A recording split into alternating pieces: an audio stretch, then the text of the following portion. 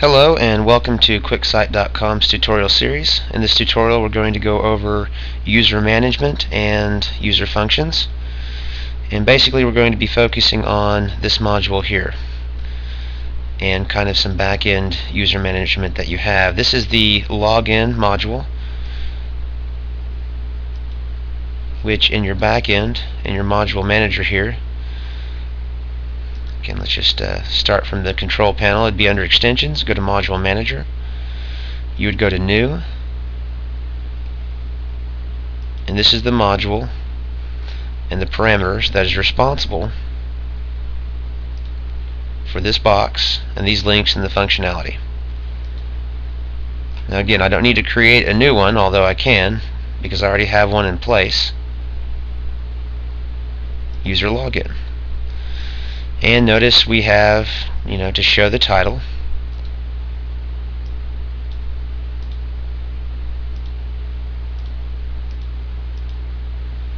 Get my browsers organized here.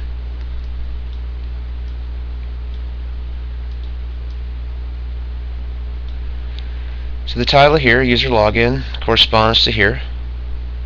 You'll notice that this text over here corresponds to this text here. You also have menu assignment. Maybe you don't want the login module to show on some pages, but you do on others. And then on the front end it offers create account, forgot your username, forgot your password, all included the functionality. When a user creates their account, they'll simply fill out these fields and they'll hit register, and it will actually send them an email that they'll have to confirm their email by clicking a confirmation link. And when they do that, what that's going to do is it's going to add them into your user manager, and let's go take a look at that. Your user manager is located under your site top link, second one down, and you'll see that there's only one user right now, and that is me, and I'm in the group Super Administrator. Let's just take a look at that. Basically, regardless of the group the user is in, and we'll get to that in a moment, these parameters are going to apply to all users. A couple things to point out.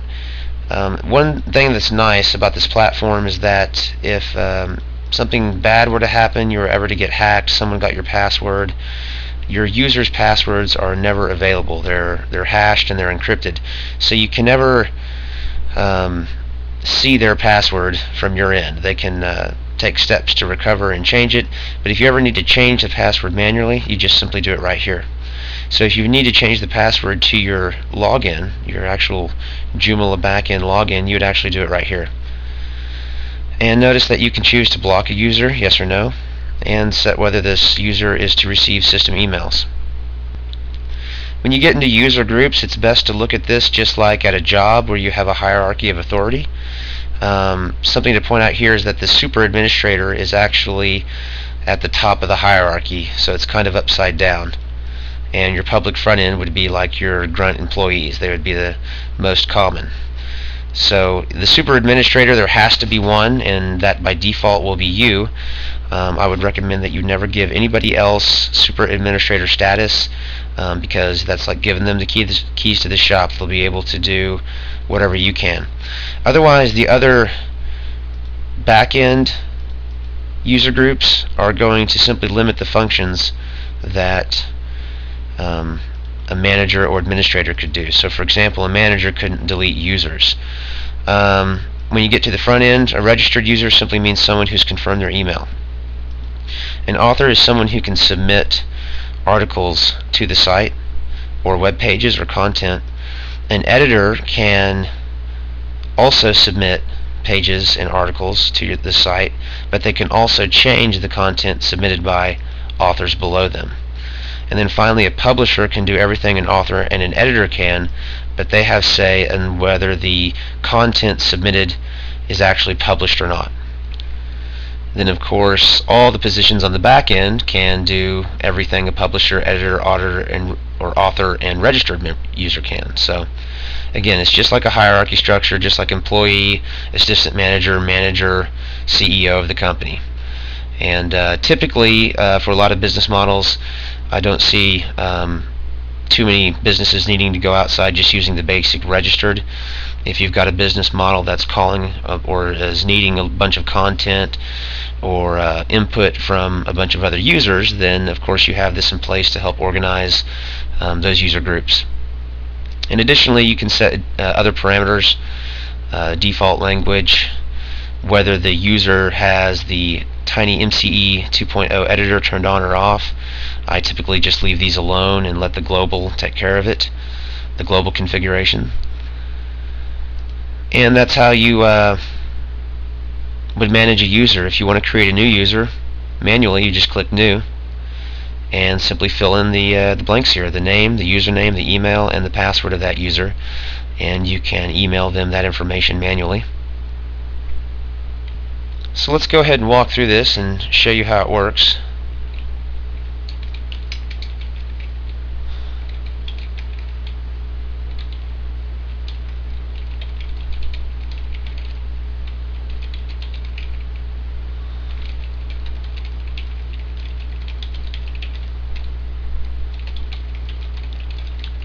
Simply fill out the information, and when you click register, let's say your account has been created and an activation link has been sent to the email address you entered. Note that you must activate the account by clicking on the activation link when you get the email before you can log in. So I'm going to go do that right now.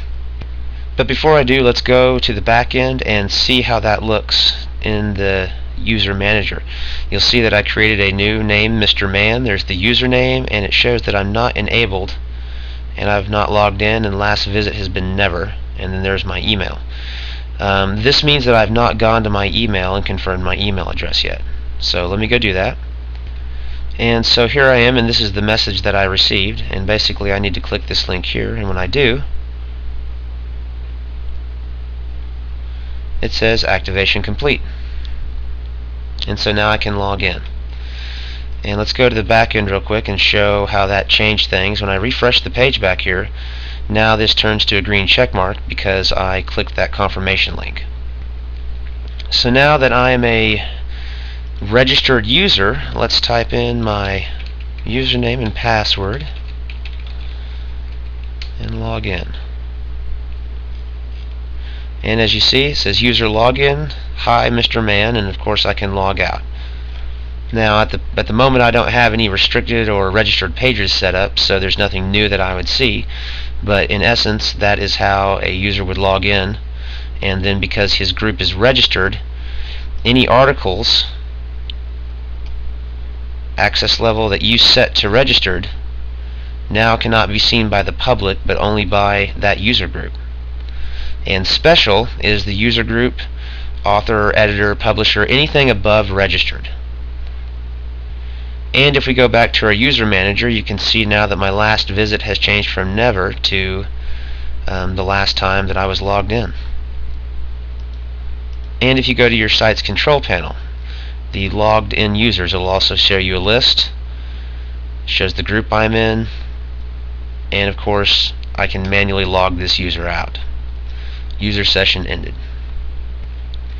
And that is basically how you can control and manage your users. As you can see, this creates a very robust and flexible way to create protected pages, or pages that you only want those privileged users or those who have given you their email and their sign-up information to see.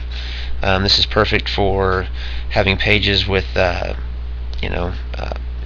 valuable information, download links to ebooks, coupons, specials, a whole slew of options there for you.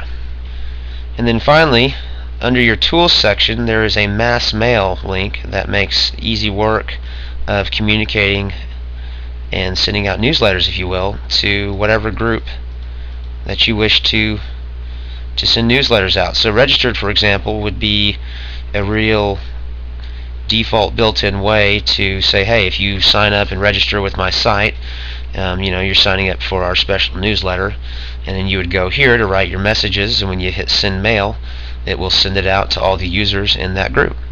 And that's how you can send out newsletters and keep in touch with your user base. And I hope this helps, and that concludes this tutorial.